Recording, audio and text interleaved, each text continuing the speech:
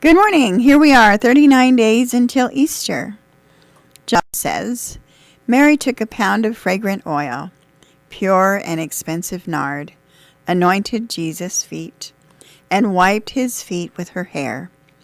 So the house was filled with the fragrance of the oil. Then one of his disciples, Judas Iscariot, who was about to betray him, said, Why wasn't this fragrant oil sold for 300 denarii and given to the poor? Frugality or extravagance, which does God favor?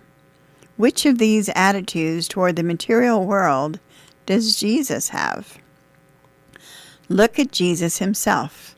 He is not a wealthy person, and yet he seems to have skimmed his joy from the top of life.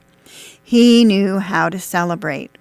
He attended social events so frequently, he was called a glutton and a wine-bibber. These unkind slurs against his reputation confirm his love of parties. There is certainly no sin in this, but it does raise the question, how could Jesus go to so many parties when he came on such a serious mission of redemption? When Mary dumped her costly perfume on his feet, this question was answered. Stewardship is important, but not so all-important that the disciples of Christ are to become stingy in their celebration of his outrageous grace. Mary's gift was so extravagant that it serves to remind us of the lavish abundance of God. Consider 1,000 acres of wildflowers and ask yourself how frugal God is. Consider the myriads of life forms hidden in the dark heart of unseen oceans. Why so large and varied a biological world? Is not God lavish in how he frames the universe?